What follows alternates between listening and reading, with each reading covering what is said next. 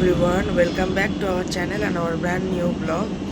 অনেক দিন ব্লগ দেইনি, কারণ অনেক কিছু রিজন ছিল, অনেক কিছু প্রবলেমসের মধ্যে দিয়ে যাচ্ছিলাম। এছাড়াও বাড়িতে কাজ চলছিল, যেটা তোমরা ব্যাগে দেখতে পাচ্ছ। তো বাড়িতে পিছন দিকের ঘরের কাজ চলছে, দোতলার কাজ চলছে। তো দ্যাটস ওয়াই ব্লগটা করতে পারিনি। তো আজকে থেকে আবার চেষ্টা করবো রোজ ব্লগ দেওয়ার। তো আশা করি পাশে থাকবে সবাই। তো চলো আজকে কী করছি দেখা যাক। প্রথমত আজকে একটু লেট হয়ে গেছে ঘুম থেকে উঠতে, কারণ কালকে একটু কাজ ছিল, তো অনেকটা রাত, প্রায় 2-3টে অবধি জাগা। তো তারপরে আজকে বেসিক্যালি উঠতে দেরি হয়ে গেছে। তো এখন যাব দোকানে। তো দোকান থেকে বসবো দোকানে, এবং তারপর আবার বাড়িতে এসে ফ্রেশ ট্রেশ হয়ে যাব পড়াতে। তো দেখা হচ্ছে।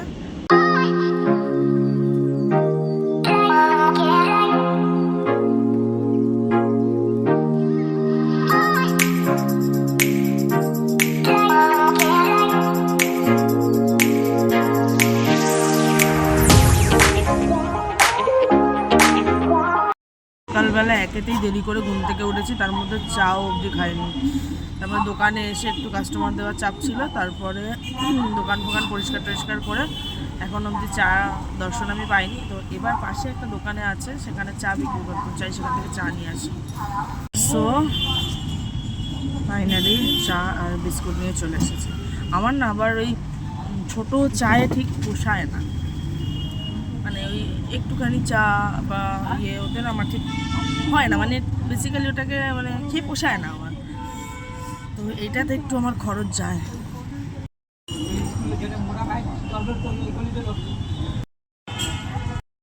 আমার এই দুধ চার বেসিক্যালি একটা গল্প আছে। গল্পটা হলো, আমার একটু লিভারের প্রবলেম আছে। মানে লিভারের প্রবলেম আছে বলতে, মানে দুধ চা জাতীয় জিনিসগুলো একটু ডাইজেস্টিভ প্রবলেম হয়। তা মা একদিন আমাকে বারণ করেছিল যে এই চা তুই খাবি না। তো প্রত্যেক বাচ্চার মতো আমিও যেটা পছন্দ সেটাকে না খেয়ে থাকা যায়। তো বেসিক্যালি তখন আমি চাটা লুকিয়ে চুরিয়ে খেতাম। তো একদিন খুব শরীর খারাপ হলো, ধরা পড়লাম মার কাছে। তো মা বললো, তোকে আমার দিব্যি, তুই যদি আর এই চা খেয়েছিস ব্যাস চা খাওয়া বন্ধ হয়ে গেল। খুব মনটা ছকছক করতো যে না একটু চা খাই, কিন্তু না, ওই যে দিব্যির ভয়, মাকে হারাতে তো কেউই চাই না।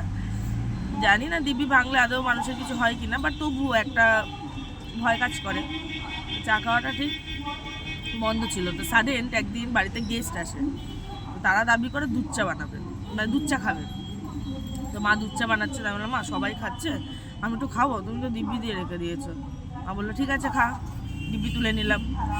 তারপরে আমার মা পুনরায় দিব্যি দিতে ভুলে গেছে। তখন থেকে একটু আধটু আর কি চলে। বেসিক্যালি আমি লিকার চাই খাই, ব্ল্যাক কফিটাও খুব ভালো লাগে। বাট এই যে কফি বা চায়ের মধ্যে দুধ মিশে গেলে যে একটা তার একটা যে আলাদাই টেস্ট, আলাদাই মাধুর্য, কোনো কিছুটা নেই। তার সাথে বেকারি বিস্কুট আলাদাই। আর মা না বেসিক্যালি মানে পছন্দ করে না যে আমি ব্যবসা করি, বিশেষ করে এই ছোটোখাটো ব্যবসা। কিন্তু আমি মাকে এটা বোঝাতেই পারি না, সরি আমি একটু লাফাঝাপা করছি, আমি মাকে এটা বোঝাতেই পারি না যে কোনো ব্যবসা যদি আমার এখানে বসে থেকে যদি মাসের শেষে 15-20 হাজার টাকা চলে আসে, তাহলে আমি 10-15 হাজার টাকার কাজের জন্য কেন সল্টলেক যাব, বা কেন বাইরে গিয়ে কাজ করব, যেখানে একটা হিউজ টাকার খরচ গাড়ি ভাড়াতে। সো আমি না মাকে বোঝাতেই পারি না যে দেখো এর আগে আমি যে কাজটা করতাম সেটার একটা ভালোই স্যালারি ছিল, মানে হিউজ স্যালারি ছিল। তো সেই কাজটা যে কোনো একটা কারণে চলে যায়, তো সেটা আর বলতে চাইছি না, মানে কোম্পানির দিক থেকে ইস্যুসে চলে যায়। তো এবার সেখান থেকে আমি এই দোকানটা, এটা আমার বাবার এই সাইডের দোকান ছিল কিনা, তো সেটাকে আমি ইনভেস্ট করে এখানে আমি বসি, কারণ বরাবর আমার ব্যবসার শখ। এবার ব্যবসা মানেই তো একটা মানে হিউজ ইনভেস্টমেন্ট, তো ছোটোখাটো ইনভেস্টমেন্টে এই ব্যবসাটাই করা যায়।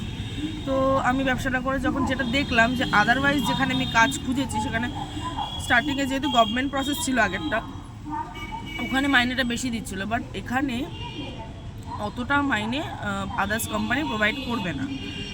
কারণ প্রসেসটা নর্মাল প্রসেস, গভর্নমেন্ট তো প্রসেস না। আর যাই হোক, তো সেখানে হয়তো থাকতে থাকতে স্যালারি বাড়বে, কিন্তু কোনো একটা জায়গাতে অতটা হেডটিকের বিষয়, দেখো বসের একটা চাপ থাকে যারা কর্পোরেট লাইফে কাজ করেছো, প্লাস সেখানে ছুটির ইস্যু থাকে। আমার বাড়িতে কারোর কোনো ইনসিডেন্ট হলো, অল টাইম তুমি ছুটিটা পাবে না।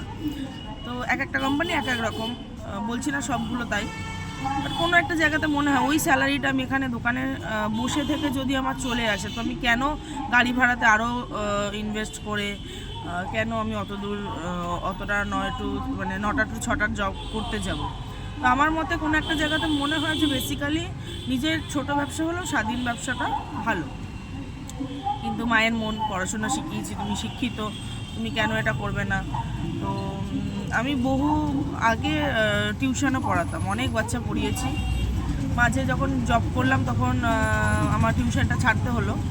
তো এখন ভাবছি যে ঠিক আছে, চলো মায়ের মন, তো মায়ের মনকেও যাতে একদমই তার অপছন্দ না থাকে, তো টিউশনটা আবার শুরু করি। তো সকাল থেকে দোকানে থাকি, দেন দুপুরবেলা বন্ধ করে স্নান খাওয়া করে 4টে থেকে পড়াতে যাই, আর 4টে থেকে পড়িয়ে 7টা নাগাদ ফিরে দেন আসি আবার দোকানে।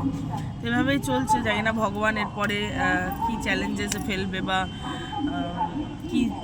কি আর করতে হবে লাইফে, বা কীভাবে দাঁড়াবো জানি না। দেখো, আমরা অনেক কিছু প্ল্যান করে থাকি লাইফে, বাট যেটা উনি প্ল্যান করে সেই প্ল্যানেই বেসিক্যালি সবটা চলে।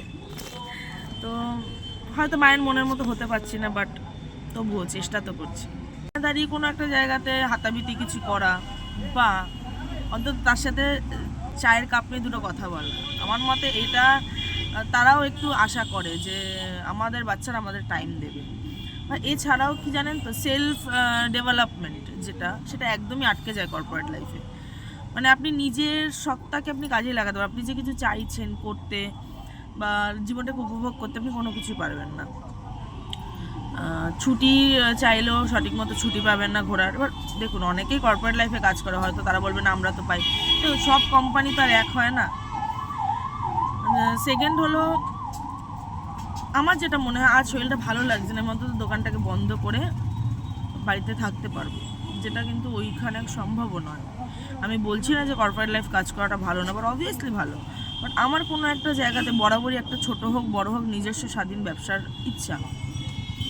জানি না পরিস্থিতি কোথায় নিয়ে যাবে, হয়তো আমাকে আবার চাকরি করতে হবে, জানি না এটা ভগবানের ইচ্ছা কি লিখেছে উনি, বা কি করবো আমি ইন ফিউচার সেটা উনিই জানেন। বাট তবুও কোনো একটা জায়গাতে আমার মনে হয় যে ছোট হলেও ব্যবসা না, স্বাধীন। নিজে দেখুন, একটা ছোট্ট ঘর, সেখানে নিজের একটা নিজস্ব কর্নার, সেখানে এই যে একটা ছোট্ট সাউন্ড বক্স আর একটা ফোন, সেটা থেকে ভিডিও দেখি, মিউজিক শুনি, নিজের মতো করে নিজেকে ডেভেলপ করতে পারি। কখনো ল্যাপটপ নিয়ে আসি, সেখানে বসে কাজ করি, নিজে সেলফ ডেভেলপমেন্ট করার চেষ্টা করি। তো এরকম টুকটাকভাবে বেশ চলে যাচ্ছে। বাট বয়স অল্প, হয়তো মনে হচ্ছে যে এইটুকানিতেই হয়ে যাবে। যদি কখনো এর থেকে বড় প্রেশার বা দায়িত্ব ঘাড়ে আসে, হয়তো এটাকে মুভ অন করতে হতে পারে, আর সেটা পরের বিষয়। কিন্তু আমার কোনো একটা জায়গাতে আমি বলবো যে ছোটোখাটো 10-12 হাজার টাকার চাকরির থেকে যদি কারো ছোটোখাটো দোকান থাকে, আমার মতে সেখানে টাইম দেওয়াটা বেটার। বাট আর এটা নিজের আয়ত্তে, অন্যের অধিপত্যের থেকে নিজের মালিকানা অনেকটাই শ্রেয়। এবার জানি না, যদি কোথাও ভুল ত্রুটি হয় অবশ্যই সংশোধন করে দেবেন। আর একটা জিনিস, চ্যানেলটা যদি ভালো লেগে থাকে, লাইক, কমেন্ট অ্যান্ড সাবস্ক্রাইব করে সাথে থাকবে। তো দেখা যাক, আবার অলরেডি 1:30 বাজে, 3টে 3:30 নাগাদ বন্ধ করে যাব বাড়ি, ফ্রেশ হবো, দিন 4টে থেকে পড়ানো আছে, তখন দেখা হচ্ছে। স্নান করে এখন একটু ছাদে এসেছি, একটু রোদ টোদ হওয়ার কারণ খুব ঠান্ডা লাগছে। এরপরে খাবো, দিন পড়াতে যাব। কি ভাল লাগছে দেখো, শীতের এই দুপুরটা বা সকালটা আমার খুব ভাল লাগে, খুব ঠান্ডা লাগছে।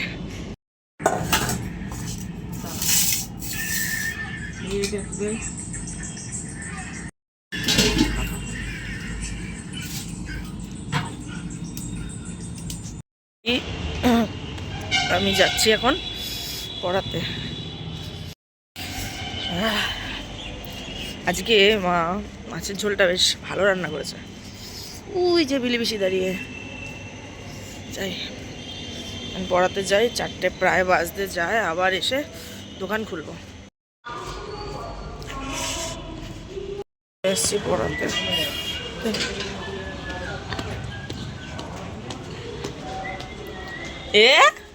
পড়িয়ে চলে এসেছি, এখন আছি দোকানে।